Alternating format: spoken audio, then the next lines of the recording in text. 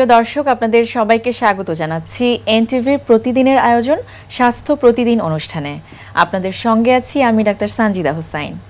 দর্শক, যে বিষয়টি নিয়ে আজ আমরা আলোচনা করব সেটি হচ্ছে হেড ইনজুরি। এই বিষয়টি নিয়ে আলোচনার জন্য আমাদের স্টুডিওতে আজ উপস্থিত আছেন শহীদ সোহরাওয়ার্দী মেডিকেল কলেজ হাসপাতালের নিউরোসার্জারি বিভাগের সহযোগী অধ্যাপক ও বিভাগীয় প্রধান ডাক্তার সৌমিত্র সরকার। চলুন কথা বলে আমরা হেড ইনজুরি বা মাথায় আঘাত এই বিষয়টি নিয়ে কিছু গুরুত্বপূর্ণ তথ্য জেনে নেই। আপনাকে স্বাগত জানাচ্ছি আমাদের অনুষ্ঠানে। ধন্যবাদ আপনাকে। এই যে স্যার, হেড ইনজুরি বা মাথায় আঘাত প্রাপ্ত হওয়া, এর পেছনে সাধারণত কি কি কারণ রয়েছে? আসলে মাথায় আঘাত পাওয়ার অনেকগুলো কারণ আছে। তার মধ্যে সবচেয়ে প্রথম কারণটা হচ্ছে রোড ট্রাফিক অ্যাক্সিডেন্ট, যেটাকে আমরা বলি সড়ক দুর্ঘটনা বা অন্যান্য দুর্ঘটনা। এখানে দেখা গেছে যে প্রায় 41% মানুষ মাথায় আঘাত পায় সড়ক দুর্ঘটনায়। এবং একটা স্ট্যাটিস্টিক্স আছে, সেটা হচ্ছে যে যতগুলা সড়ক দুর্ঘটনায় রোগী মারা যাচ্ছে তার মধ্যে 70% মাথায় আঘাত পেয়ে মারা যায়। আর এছাড়া উপর থেকে পড়ে যাওয়া, যেটা আমরা বলি ফল ফ্রম হাইট, তারপর অ্যাসল্ট, যে মারামারি করে মাথায় আঘাত পেয়ে আসছে, অথবা কোনো ভারী জিনিস মাথার মধ্যে পড়ে যাচ্ছে। আরও কিছু আঘাত আছে অকুপেশনাল হ্যাজার্ডস বলি যেগুলাতে, সে কিছু আঘাত আছে কিছু কাজ করতে গিয়ে ইনস্ট্রুমেন্টাল ভারী জিনিস পড়ে গেল। আরও কিছু আঘাত আছে যেগুলো আমাদের দেশের জন্য খুব কমন, সেগুলো হচ্ছে অনেক সময় মাথার মধ্যে একটা ডাব পড়ে গেল, মাথার মধ্যে তাল পড়ে গেল, ইভেন কাঁঠালও পড়ে যায়। আরেকটা খুব মজার একটা আঘাত হয় মাথায়, সেটা হচ্ছে যে ছোটো বাচ্চারা অনেক সময় টিভি ট্রলি টান দিয়ে যায় এবং টিভিটা পড়ে যায়। আমাদের দেশে মানুষজন খুব হালকা একটা ট্রলি ব্যবহার করে এবং তার উপর একটা ভারী টিভি থাকে, সেটা পড়ে যায়। আমরা খুব পাই যে মাথায় আঘাত পেয়ে বাচ্চারা আসলো, টিভি পড়ে গেল। এগুলা সাধারণত মাথায় আঘাত পাওয়ার কারণ। অত্যন্ত দুঃখজনক হলেও এটি সত্যি যে মানে আমি আমার জীবনেও এরকম একটা আমার পরিচিত একজন আছেন যার বেবিটা এভাবে মারা গেছে। হ্যাঁ, তো এটা আসলে এই যে মাথায় আঘাত পেয়ে যে ট্রলি থেকে টিভি পড়ে যাওয়া, এই বিষয়টা আসলে খুব দুঃখজনক। আমি নিজেই খুব ইমোশনাল হয়ে যাই বিষয়টিতে। এই যে হেড ইনজুরির অনেকগুলো কারণের কথা আপনি বললেন, সাধারণত কি কি ধরনের উপসর্গ বা আসলে হেড ইনজুরিটা খুব বেশি মারাত্মক কিনা সেটি বোঝার জন্য কি কোনো উপসর্গ রয়েছে কিনা? আসলে মাথায় আঘাত একটা মারাত্মক বিষয়, সেটা বুঝতে হবে এই জন্য যে মস্তিষ্ক আমাদের দেহের যতগুলো অঙ্গ প্রত্যঙ্গ আছে সবগুলোকে নিয়ন্ত্রণ করে এবং দেহের সব অঙ্গ প্রত্যঙ্গই কিন্তু খুব গুরুত্বপূর্ণ। সেদিক থেকে মস্তিষ্ক সবচেয়ে বেশি, যেহেতু সেই তাদের কার্যক্রমকে নিয়ন্ত্রণ করে। একটা উদাহরণ দিয়ে বলা যায়, যেমন একজন পরিবারে যেমন একজন অভিভাবক থাকে এবং তার প্রতিটি সদস্যার কার্যক্রমকে সে নিয়ন্ত্রণ করে, ঠিক সেভাবে মস্তিষ্ক দেহের সমস্ত অঙ্গ প্রত্যঙ্গকে নিয়ন্ত্রণ করে। তো সেক্ষেত্রে যদি সামান্য আঘাতও মস্তিষ্কে হয় তাহলে দেহের সমস্ত অঙ্গ প্রত্যঙ্গের কাজকর্মে ব্যাহত ঘটে। সেই জন্য যদি মস্তিষ্কে আঘাতকে মারাত্মক বলা হয় সেটা ভুল হবে না। একটু উপসর্গের কথা আমরা জানতে চাচ্ছিলাম যে আসলে কি কি ধরনের উপসর্গ রয়েছে যেটাতে করে এই যে মাথায় আঘাত পাওয়ার কারণ এটা হতে পারে। মাথায় আঘাত পাওয়ার পরে যেটা হয়, একটা পেশেন্ট অজ্ঞান হয়ে যেতে পারে, অথবা সে কনফিউজ হয়ে যেতে পারে, সে কোনো কিছু মনে রাখতে পারছে না। আবার দেখা যাচ্ছে যে মাথা ব্যথা কমপ্লেন করে, সাথে বমি হয়, চোখে ঝাপসা দেখে, ব্লাডিং অফ ভিশনস বলা হয়। আবার অনেক সময় নাক এবং কান দিয়ে রক্ত আসতে পারে বা পানির মতো আসতে পারে, যেটাকে আমরা বলি CSF বলি। অথবা চোখের চারিদিকে কালো হয়ে যায়, দুই চোখের চারিদিকে কালো হয়ে যায় এবং কানের পিছনেও অনেক সময় কালো হয়ে যায়। এবং কিছু কিছু পেশেন্ট মাথায় আঘাত পেয়ে খিঁচুনি নিয়ে আসে, একদিক অবশ হয়ে যেতে পারে, কথা বন্ধ হয়ে যেতে পারে, কথা অসংলগ্ন বলে। সো এইগুলা যখন থাকে তখন আমরা এটাকে বলি যে sign symptom of head injury develop করেছে। সাধারণত মাথায় আঘাতপ্রাপ্ত হলে একজন মানুষ, তার আশপাশের মানুষের কি করণীয়, আসলে তাৎক্ষণিকভাবে কি করা উচিত বলে আপনি মনে করেন? এটা খুব সুন্দর একটা প্রশ্ন করেছেন। এখানে আমাদের একটা জিনিস চিন্তা করতে হবে, মাথায় আঘাত পাওয়ার রোগীর সাথে অন্য আঘাত থাকতে পারে, যেমন তার ঘাড়ে সার্ভাইকাল ইনজুরি থাকতে পারে, তার লাম্বোসেক্রাল কোমরে স্পাইনাল ইনজুরি থাকতে পারে। সেক্ষেত্রে তার মুভমেন্টটা হতে হবে খুব রেস্ট্রিক্টেড। আমরা যদি রাস্তায় কোনো মাথায় আঘাত পাওয়া কাউকে পাই, প্রথমেই দেখতে হবে তার শ্বাস প্রশ্বাসটা সে নিচ্ছে কিনা ঠিক মতো। তো শ্বাস প্রশ্বাস যদি ঠিক থাকে, ঠিক যদি না থাকে তাহলে আমরা দেখব যে নাকে মুখে কোনো অবস্ট্রাকটিং কোনো এজেন্টস আছে কিনা সরিয়ে দিতে হবে, যাতে শ্বাস প্রশ্বাস স্বাভাবিক হওয়ার জন্য। অথবা আর্টিফিশিয়াল মুখে শ্বাস দেওয়া যেতে পারে। এবং যদি দেখা যায় যে কোথাও মাথার থেকে রক্ত বেরোচ্ছে, সাথে ওখানে চেপে ধরে রক্তটা বন্ধ করতে হবে। আর হচ্ছে তার মুভমেন্টটা খুব রেস্ট্রিক্টেড এই জন্য যে তার যদি বেশি আমরা 4 হাত পা ধরে টানাটানি করি দেখা যাচ্ছে তার সার্ভাইকাল ঘাড়ে ইনজুরি হয়ে যেতে পারে। তো সেই অবস্থায় কোনো রেস্ট্রিক্টেড করে তাকে একদম আস্তে আস্তে তুলে যথারীতি নিকটবর্তী স্বাস্থ্যকেন্দ্রে নিয়ে যেতে হবে। আচ্ছা, তো এই জাতীয় ইনজুরি নিয়ে যখন রোগী এবং তার আশপাশের মানুষজন আপনাদের কাছে আসে, আপনারা প্রাথমিকভাবে কি করেন এবং কি ধরনের উপদেশ দিয়ে থাকেন তাদের? আসলে প্রাথমিক যে চিকিৎসাটা, সেই চিকিৎসাটা যখন হয়ে যায়, কারণ হচ্ছে সব মেডিকেল কলেজে তো নিউরোসার্জারি বিভাগ নেই, তো নিউরোসার্জারি বিভাগগুলো যেসব মেডিকেল কলেজে আছে আমরা বলি যে প্রথমে প্রাথমিক চিকিৎসাটা যেন হয় ঠিকমতো। তাই বলে একটা গ্রাম বা থানা লেভেলে একটা মানুষ চিকিৎসা পাবে না তা না, প্রাথমিক যে চিকিৎসাটা পাবে সেই থানা স্বাস্থ্য কমপ্লেক্সে বা ইউনিয়ন সাব সেন্টারে সেই চিকিৎসাটা দিবে, যে পেশেন্টটা ঠিকমতো শ্বাস নিচ্ছে কিনা, তার রক্ত বন্ধ করা হলো কিনা, তারপর যেখানে বড় ধরনের কাটা থাকবে সেটাকে সেলাই করা হলো কিনা, তারপর পেশেন্টকে সেই অনুযায়ী পেশেন্টকে রেফার করে দিবে মেডিকেল কলেজগুলোতে। যদি কিছু দেখা যায় যে পেশেন্টটার খিঁচুনি হচ্ছে, পেশেন্ট অজ্ঞান হয়ে আছে, পেশেন্টের একদিক অবশ হয়ে গেছে, তখন আমাদের কাছে যখন আসে তখন আমরা তার স্পেসিফিক্যালি তার পরীক্ষা করে বিশেষ করে সিটি স্ক্যান করে দেখি যে তার ভিতরে কোনো রক্তক্ষরণ আছে কিনা, সেই অনুযায়ী তার চিকিৎসাটা দিই। আচ্ছা, এই যে মানে বাংলাদেশের পরিপ্রেক্ষিতে এই হেড ইনজুরি প্রাপ্ত রোগীদের আর কি ধরনের চিকিৎসা হচ্ছে এবং মানসম্মতভাবে আসলে কতখানি এগিয়ে আছি আমরা? এটা আমাদের সবাই জিজ্ঞেস করে যে হেড ইনজুরি চিকিৎসা বা মাথায় আঘাত পাওয়া চিকিৎসা আমাদের দেশে আপনারা করছেন কিনা ঠিক মতো ইন্টারন্যাশনাল লেভেলে। তো আমরা এটা আপনাদেরকে আশ্বস্ত করতে যাই যে মাথায় আঘাত পাওয়া রোগীদেরকে সবচেয়ে বেশি নিউরোসার্জনটা চিকিৎসা দিতে হয়, কারণ আমাদের মেডিকেল কলেজগুলোতে সবচেয়ে বেশি লোড হচ্ছে মাথায় আঘাত পাওয়ার রোগীর জন্য।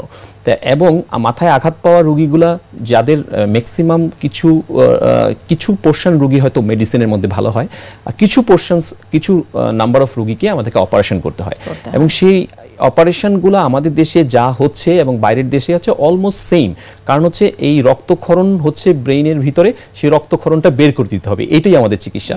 তার মানে আমরা যে টিভিতে দেখছি যে বিভিন্ন মুভিগুলোতে যেটি দেখাচ্ছে যে এক বাড়ি খেয়ে মাথায় তার স্মৃতিশক্তি নষ্ট হয়ে গেছে এবং আবার আরেকটা বাড়ি খাওয়ার পরে আবার ঠিক হয়ে গেছে, এইটি আসলে কতখানি যুক্তিযুক্ত? খুবই মজার একটা বিষয়। আসলে মাথায় আঘাত পেলে কিন্তু মানুষের স্মৃতিভ্রষ্ট হতে পারে, এটি স্বাভাবিক, ডিমেনশিয়া, সো অ্যামনেশিয়া। সো এই জিনিসগুলো যে এগুলো কিন্তু মাথায় আঘাত পাওয়ার পর হয়, এবং পেশেন্ট কিন্তু দেখা যাচ্ছে যে সবকিছু ভুলে যাচ্ছে, কিন্তু আরেকটা আঘাত পেয়ে স্মৃতি ফেরত আসবে, ওটা কিন্তু মেডিকেল সায়েন্সে প্রুভ না। তো সেক্ষেত্রে এটা আমার মনে হয় একটা ড্রামাটিক কোনো কিছুই হবে। আচ্ছা স্যার, অনেক অনেক ধন্যবাদ, অনেক গুরুত্বপূর্ণ কিছু তথ্য এই বিষয়ে আমাদের জানালেন। ধন্যবাদ আপনাকেও, ধন্যবাদ এনটিভিকে। প্রিয় দর্শক, আমরা শুনছিলাম মাথায় আঘাতপ্রাপ্ত হলে বা হেড ইনজুরি হলে কি ধরনের চিকিৎসা নেওয়া উচিত সে বিষয়ে বেশ কিছু গুরুত্বপূর্ণ তথ্য, যে পরামর্শগুলো আজকের অতিথি আমাদের দিলেন সেগুলো আশা করছি আপনাদের উপকারে আসবে।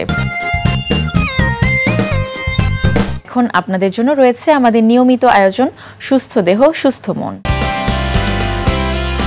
আজকে আমরা যে মুভমেন্টটা দেখাবো সেটাকে আমরা বলি হচ্ছে modified cat pose. Modified cat পোজটাকে আমরা যেটাকে আমরা যারা ইয়োগা যারা করি তাদের কাছে cat pose is a very common thing, কিন্তু এই জিনিসটা আমরা একটু মডিফাইড করেছি এই কারণে for the benefit of the lower back. এটা আমরা কিছুটা স্ট্রেচিং মুভমেন্টও রাখবো, ফ্রন্ট বেন্ডিংও রাখবো, নট আসলে ফ্রন্ট বেন্ডিং না, স্ট্রেচ আউট বইটা করার পরে আপনি ফ্রন্ট বেন্ডিং পোস্চারে আপনি চলে যাবেন, যেখানে যে জিনিসটা হবে it is very good for the flexibility of the lower back. তো এর আগে আমরা যখন করেছিলাম আমরা ওই স্পাইনটাকে আমরা কীভাবে স্ট্রঙ্গার করতে হবে সেটা আমরা করেছি, আর এটার সাথে আমরা করছি how to make it agile, flexibility. কারণ আমরা যেটা বলি ইটস অল অ্যাবাউট ব্যালেন্স। যদি খুব স্ট্রং হন অথবা যদি খুব বেশি ফ্লেক্সিবল হন তার মানে কী হয়, ইউ আর নট ব্যালেন্স। আমাদের যে জিনিসটা করতে হবে you have to be stronger and flexible, তাহলে ওই জায়গাটা মেনটেন করতে পারবেন এবং ওই জায়গাটা হেলদি হবে। যেহেতু আমরা লোয়ার ব্যাকটাকে আমরা ফোকাস করছি, এই জন্য লোয়ার ব্যাকটাকে কীভাবে স্ট্রঙ্গার এবং ফ্লেক্সিবল করা যায়, এই জন্য আমরা প্রপারলি কিছু মুভমেন্ট অথবা সিকোয়েন্সের মাধ্যমে আমরা চেষ্টা করছি জিনিসটাকে স্ট্রং করার জন্য এবং ফ্লেক্সিবল করার জন্য। এখন দেখুন আমরা কীভাবে এইটা করবো, পোস্টারটা করবো। Okay, ready? Okay, same. কিন্তু এটা কি যে আমরা যেটা বলছি সামনে he will go front little bit, book down পজিশনে যাওয়ার চেষ্টা করবে, কিন্তু থাইটা ফ্লোর থেকে 90 ডিগ্রি থাকবে। যদি বেশি চলে যায় তাহলে যে জিনিসটা হবে it will become a muscular movement. আর এটা হচ্ছে focusing on the lower back এখানে, কারণ এখানে একটা গোল একটা গর্তের মতো তাকে সৃষ্টি করতে করতে হবে through this posture, through the posture of the head and the hips. Okay, এখানে হচ্ছে ব্রিথ ইন অবস্থায়, এখন যেটা হবে ব্রিথ আউট, গো।